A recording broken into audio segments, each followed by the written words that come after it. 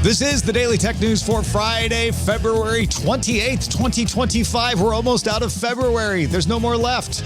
We tell you what you need to know, follow up on the context of these stories, and help each other understand.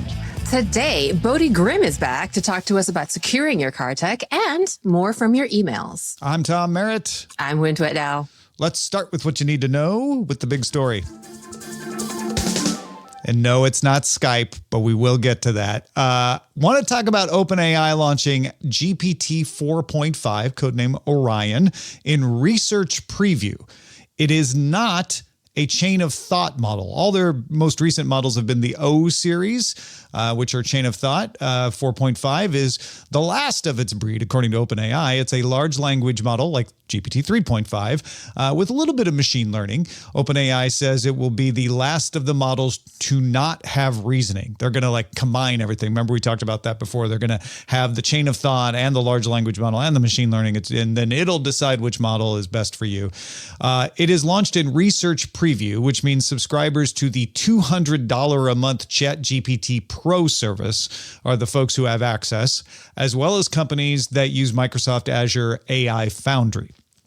OpenAI CEO Sam Altman said on X that GPT 4.5 uses so much computer power that they don't have enough GPUs yet to let everybody use it, but they're adding more, and they plan to roll it out to the Plus users. Those are the $20 a month folks, and Team users next week, and then they'll follow that up with the Enterprise and EDU users after that. OpenAI says GPT 4.5 is better at conversation than the chain of thought models, and it emulates emotional intelligence in the way it responds. It says you can have nice, warm conversations with it. It'll be thoughtful and caring. OpenAI, or at least appear to be. OpenAI says this is because it dramatically increased the computing power during pre-training when a model does the unsupervised learning. That's when it just looks for patterns. Unsupervised learning lets a model find patterns and insights on its own rather than learning from labels. But that procedure may have reached its limits, which is why most new models use chain of thought that are more efficient, so you don't have to add all those GPUs and reason out problems. Still, GPT 4.5 can emulate understanding better and reduce hallucinations. So it's more accurate, and in a test of persuasiveness, it was able to convince the GPT-4o reasoning model to donate virtual money, the best of any of the other models. They still say it meets its safety parameters, but it's very persuasive, so be careful. It is also not multimodal, so it does not have a voice mode, video, or screen sharing, and it won't benchmark as well as O1 or O3 on a lot of tasks, but it is best for writing and world knowledge. That's GPT 4.5. If you're waiting for GPT 5, which will be the combined model that Altman's been talking about, that's expected for May still, and will be the first to incorporate the full O3 model. Right now, you can only get O3 Mini. Are you ready to have a nice, warm conversation with your chatbot? I think so. I wouldn't mind a more natural conversation with my chatbot and my chatbot to understand my weird, rambly stream of thought way of speaking. So I do love this. I do think that that's one of the most interesting things about this current, the current generation of AI is just that that emphasis on conversation, which is fun in I suppose, if you're a fan of sorry, I was thinking of the movie Her. That's complicated, but I do because of Scarlett Johansson. Because of Scarlett Johansson, her potential lawsuit against OpenAI. But yes, more for accessibility and and accessibility not just necessarily maybe accessibility is the wrong word, but more being able to actually be general use, because so often I think chatbots previously have been so kind of tuned to more rote commands or just memorization of a particular way of saying something, that for, AI to be truly useful to most people, it needs to be able to understand how most people speak, which is not perfect and not, along certain lines. So I like hearing this aspect of conversational AIs and the current generation is something that I do enjoy and do like seeing, just because it will make it more accessible to most people. Yeah, I do think that it's unfortunate that you can't do voice mode with this, because voice mode right now with ChatGPT is one of its superpowers. I use it a lot when I'm not sure what I need to ask, because it is very good at kind of bouncing back and asking you questions, and it's very natural. Yeah. But it also doesn't sound as natural. It's always kind of chirpy. no matter what you're talking about. So yeah, your funeral arrangements can be made at, Good point. Good point. Yeah. So maybe that's what this is going to improve on is that. And some of the examples they gave were, instead of, being kind of cold and giving you like, well, here's a list of things to do, it can say like, oh, that sounds really hard. Would you like me to give you some advice? Like it'll ask you first. That kind of stuff is really interesting as well. That's a really good point, though. Tone is very contextual, and obviously, like certain searches or certain conversations might be need less chipperiness. So yeah, I would be really excited. I personally don't know whether multimodal functionality is on the way, because I think that's one of the things that's most compelling about like competitors like Gemini is that synthesis of, humans are multimodal, so it kind of makes sense at some point that these like assistants will need to be multimodal as well. So I think that would just be the combination, right? Being able to actually, maybe a little scary, but also really useful is when you can kind of when it can synthesize, information of different modes like humans do. And that would be really cool. So that's kind of what they're indicating will come in GPT-5, which we're only going to have to wait 3 months or 2 months, I guess, so we'll see. Yeah, we'll see soon. Well, DTNS is made possible by you, the listener, thanks to Carmine Bailey, Vince Power, Chris Beneteau, and welcome new patrons Big Dog and Bossum. Yay! There is still more that we'd like to tell you today, so let's get right to the briefs. Well, pour one out because Microsoft announced it will retire the Skype call service on May 5th. Well, if you are still using Skype, you have 10 weeks to export your contacts and chat data or migrate it to Microsoft Teams. And in the interim, Skype users will be able to log into Teams with their Skype credentials. Skype launched on, wait for it, August 29th, 2003, and Microsoft acquired it in May 2011. So it's old enough to drink in the U.S. So we can pour one out for it. It's legal. We can pour one out and it can drink it. Yeah, I don't know when the last time I launched my Skype was. I might not have launched it this entire year. So I don't think either. It's really nostalgic though. And it's such a weird fabric, or a good solid fabric of like the history of the internet. I guess personal story. I met my husband on the internet. Sort of. We had personal questions, but we went on the internet. We spent so many hours, like talking on Skype. And I feel like a lot of podcasts popped up on in 10 years ago, we're all using Skype for like the multi calls. I don't know. Yeah. So it's sad to see it go. I mean, obviously it makes sense, but man, the nostalgia. We thank you, Skype, for your service. What a Cinco de Mayo. Say goodbye to Skype. Yeah, celebrate Cinco de Mayo and celebrate the life and times of Skype. Let's not be sad that it's gone, but be glad that it was here. I plan exactly. Well said. I plan to celebrate by calling the Skype call testing service one last time. Oh, that's a great idea. I need to do that. I will miss her. I think. Yeah. She was my friend. Mozilla recently published changes to the Firefox browser's terms of service. That never goes bad for anyone, does it? Well, one change worded the usual non-exclusive royalty-free worldwide license to use that information to help you navigate, experience, and interact with online content as you indicate with your use of Firefox. And that set a bunch of people off. They're like, wait, you get what? You used to say specifically you wouldn't do this or that. This kind of phrase is a common cause for concern when it appears in terms of service. It's almost always there, but when people notice it, they get freaked out. It's kind of boilerplate. Non-exclusive means Mozilla doesn't have the right to stop you from using your data elsewhere just because you accessed it in Firefox. So that's good. You don't want it to be exclusive. Royalty-free means neither you nor Firefox have to pay for you to use the browser, like to use the data that you're using in your browser. And worldwide is necessary because Firefox is available everywhere. What people were worried with is, oh, sure, but now that you no longer specifically say what you won't use it for in the terms, you're going to sell it to AI, you're going to sell it to advertisers, all of that. Mozilla categorically denies any of that and says that the privacy notice has not changed and still limits what Mozilla can do. The change in the terms was meant to make it easier to read. And there has been no change in how it uses Firefox user data. Specifically, they told TechCrunch the terms do not give Mozilla ownership of user data or a right to use it beyond what's stated in the privacy notice. They were just trying to make things efficient by having the privacy notice have all the privacy stuff and not have it in more than one place, it seems like. That's fair. Yeah. People get nervous. I'm sorry. I don't mean to be so flippant about it, but yeah. And I do appreciate like if their stated purpose is to like, make it easier to read, that definitely is valid because no good deed goes unpunished. For real.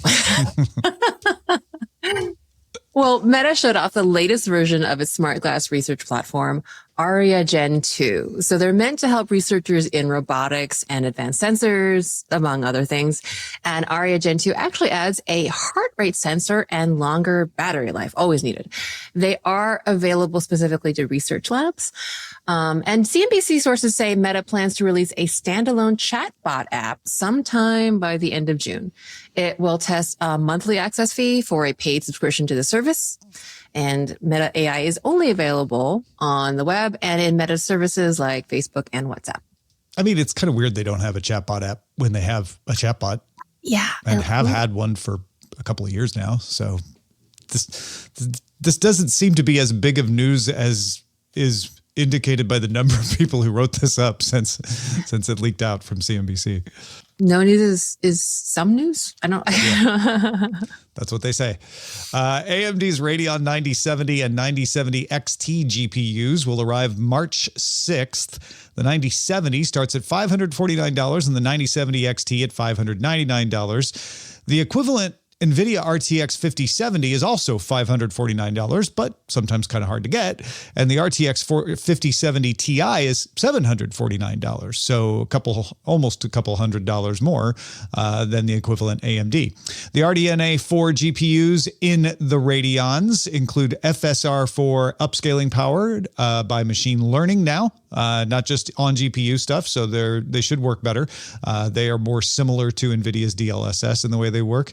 AMD claims the 9070 XT can run Space Marine 2 at an average of 53 frames per second in 4K. But with FSR 4 on, that jumps to 182 frames per second. So it's a nice jump. For creators, it can support up to 8K 80 frames per second encoding and decoding, and the even more affordable AMD RX 9060 cards are going to be arriving by the end of June. AMD is certainly killing it in a good way. I mean, but my goodness, 182 frames per second. I don't think my old eyes can even see that many frames per second. Yeah, my eyes don't need that either. Well, New York's Metro Transit Authority, the MTA, has released some results of its study, Operation Track Inspect, with Google Public Sector on-track safety inspections. So the study actually attached Google Pixel phones to subway cars and then programmed them to analyze sounds and track movement. So this data was fed to models trained to identify parts of the track that needed attention or repair. 92% of the detected defects were confirmed by human inspectors. And then by comparison, human inspectors listening to the sound recordings had an 80% success rate. And so the next step is to see if specialized hardware, not just, pixels strapped to the side of a subway car, would be cheaper, probably, and more accurate. I know that in reality, these are probably like just, put in that locked cab that you can't get into. But I like to imagine them like screaming strapped to the side of the car. No, that's exactly what I pictured. Just like pixels on the outside with like duct tape or gaffer tape or just something. Yeah. That's my headcanon for this. I'm sorry. That's definitely how I am picturing it as well. But they wanted to use off-the-shelf hardware to show like, yeah, you don't need specialized hardware to do this. So if you don't need all the rest of what a Pixel does, then you should be able to make it even cheaper. And it makes it more efficient for track inspectors to be able to target where to look. They still need to go out and do human inspections, of course, but this is going to speed things up. I think it's pretty good. I love this. This is where I think AI is so promising, as in just a layer in the stack where we always have humans like, I guess depending on your perspective at the top or the bottom, but we have AI in the middle to kind of filter all the important stuff to us. I love it. Yeah. Just kind of weed stuff out. That's yeah. So we separated the AMD and Intel stories out of sensitivity so that Intel wouldn't feel bad.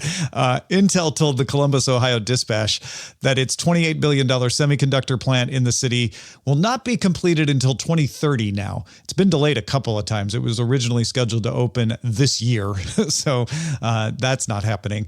The company has received $2.2 billion of its $7.865 billion in funding as part of the U.S. federal CHIPS incentive program. And Intel said that, capital expenditures were part of the reason that they're delaying it. Well, if you chow, the NHL will test a new app called NHL Watch Comms for its officials during this weekend's Stadium Series in Ohio. So the on-ice officials will be wearing Apple Watches to get real-time haptic notifications for things like game clock countdowns and actually get sweater numbers for players in the penalty box. Yeah, apparently they've tested this in the rink, in arenas, but because they're doing it outside, they're doing the Stadium Series thing, it's a little harder to hear, a little harder to see sometimes. So kind of cool that they're doing that. Love it. Love it. Love it. Next week is Mobile World Congress in Barcelona. Jason Howell will be there. We plan to talk to him a couple of times about what he's seeing on the ground in advance of the show. Here is one item of note for him to look for. We'll give him an assignment without him even knowing it. Tecno, Tecno, that's a brand from China's Transsion, which is a top seller in Africa, is teasing the world's thinnest smartphone. Has a 6.78-inch AMOLED screen and a 5,200 milliamp hour battery. So they didn't skimp on the battery or the screen to make it 5.75 millimeters thick. This is a concept phone, but the company says they will have demo units at Mobile World Congress.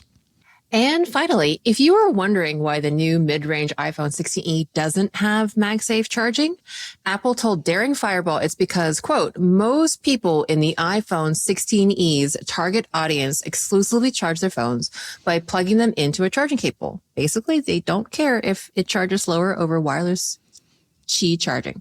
Yeah.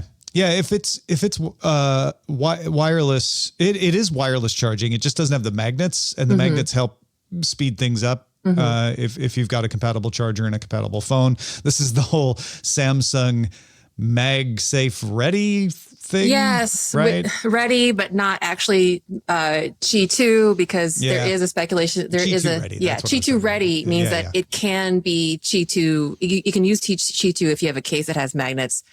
But actual Qi 2 means that the magnets are in the phone. I just learned this for Android Faithful, and I was, well, that's such a big OEM thing to do. It's just to be like, it's Qi 2 ready. Yeah. I'm not clarifying what that means, but basically that's what Apple's doing. They're not calling it Qi 2 ready, but they're like, yeah, you could get a phone with magnets and it'll work. But we're gonna keep the price down. They didn't keep the price down that much, but they kept the price down a little bit by not putting the magnets in. Also, I'll be honest, I don't use MagSafe on my phones very often. Yeah, I've just got old wireless chargers that I haven't replaced that don't have MagSafe in them. So I'm apparently the 16e's target audience, at least in that respect. Well, there you go. If you guys were wondering if there was someone who would fit in that category, Tom certainly does. It's me. It's you. Those are the essentials for today. Let's dive a little deeper into an ongoing story. Do some follow-up. Well, car tech is a complicated thing, especially with the ever-growing amount of tech that are actually inside cars. Tom has been sitting down with Bodie Grimm of the Kilowatt podcast to help us get a better understanding. Today, Bodie will talk about how to secure your car tech. Bodie, thanks for joining me again. It's good to have you back. Our cars are big rolling computers. So I know a lot of this advice is just going to be the same advice that we give to someone when you were talking about securing their email or their phone or something like that. But what are some of the things that people need to think about to secure their car? Yeah, I don't want to get too dystopian, but we should think of them as big rolling monitoring devices.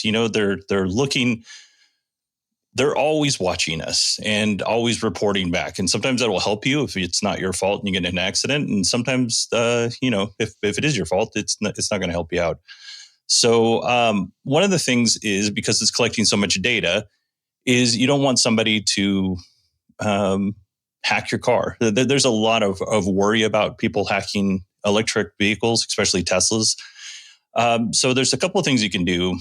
First, protect yourself against social engineering. which is, if you get a weird text and it doesn't look right and it says it's from Tesla and you need to enter your login credentials or whatever, it's probably not from Tesla and you should delete that text. Be highly skeptical. Do not enter that password. Yeah. And then, there's other things like use strong passwords. And that seems, obvious in most cases, but you'd be surprised how many of my friends who aren't that bright, but how many of them who will actually get hacked because they didn't use a strong password or they reuse passwords, that kind of thing. Yeah. And when you're in your car, you may start to let your guard down a little bit, and you shouldn't. I think that's the point. For sure. This is as connected as your phone, 100% in most cases. The other thing is don't connect random devices to your car, whether that's wirelessly, USB, or through the OBD2 port. I know that there are a lot of devices out there, and I'm not calling out anything in particular, but there are a lot of devices out there that will let you turn your Tesla infotainment screen into an Apple CarPlay screen. If you don't know where or what that device is doing on the back end, probably not something you should connect to your car wirelessly. And then there are a bunch of OBD2 type of connectors that will give you like a whole host of information. Like you'll get a whole dashboard on your phone of what the car's doing, the state of charge and things like that. But also, if you don't know what that's connecting back to, probably not a good idea to connect it to your car. Yeah, it's similar to learning don't plug any USB drive into your computer if you don't know and don't trust and can't completely trust where it came from. That OBD2 port can be a vector just like a USB port, and your car has USB ports. And just like, you got to be careful with Wi-Fi and all of that. You got to be careful with things connecting to your car. Yeah, Wi-Fi is a big one. My car connects to Wi-Fi when I get home, right? But I don't turn it off when I leave. So it's the Wi-Fi is open on my car. Probably I should turn it off, but that's also a vector for being hacked. I don't think I'm going to get hacked while it's sitting at my house, but who knows if I drive somewhere and there happens to be somebody looking for an opportunity, that might be a vector for them to hack my car. Yeah, just because it's a way in, right? And that's what attackers are looking for. What about that modification? You talked about hardware that could give you CarPlay. What about you getting cool apps into your car? Yeah, I can't. I think it was Jen said that she would on one of the episodes last week said she would jailbreak her car. Don't jailbreak your car. Don't do that. There are lots of security experts, like Green the Only is one. If you want to follow somebody on Twitter, it's at Green the Only. He is really good at like digging through Tesla's source code and reporting back what he finds. But if you're not at that level, you should not be trying to jailbreak your vehicle. Yeah. I think Jen might be at that level, but most of us are not. And I include myself in that. Right. So yeah, unless you're real sure that you're 100, maybe more than 100%, which isn't even mathematically possible. The jury is out of it or against it. Okay. And then simple other stuff. What are some other final things that people, probably should know or maybe even do know, but it's good to be reminded of? Well, Pwn to Own in Tokyo was in January, and two of, I can't remember the hacking groups, but two of the hacking groups hacked multiple EVSEs, which are electric vehicle supply equipment or level 2 wall chargers. They were actually able to hack the charger and make them crash. Now, is that like a huge deal? Probably not, but your EVSEs, or your electric vehicle, or your wall chargers, those are also often connected to the internet, which is also a vector. And when you connect your car to your charger, there's data going back and forth. So something to keep in mind. Yeah. So we're not saying don't charge your car, but just make sure that your software is up to date.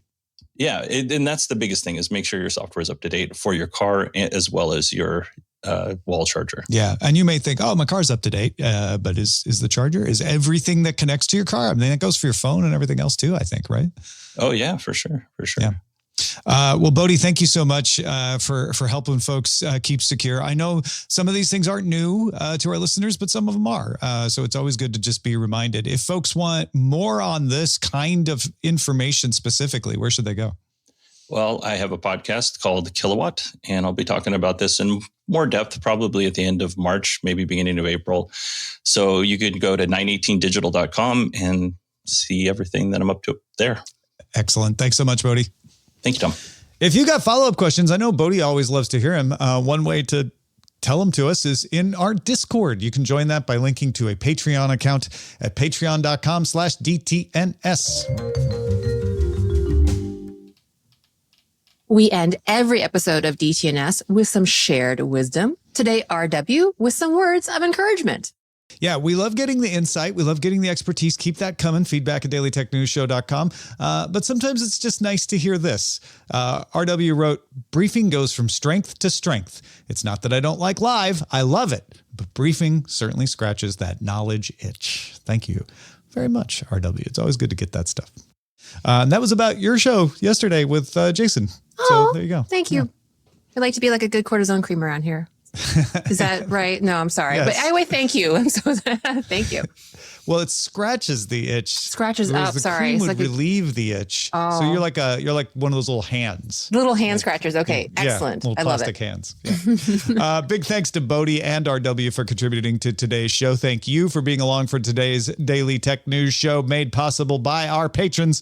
Patreon.com/DTNS. Don't forget, there's also DTNS Live. We just referred to it. You can watch that on YouTube and Twitch Live, or find all the details on how to get it on demand at dailytechnewsshow.com. Talk to you tomorrow. Oh, actually, Monday.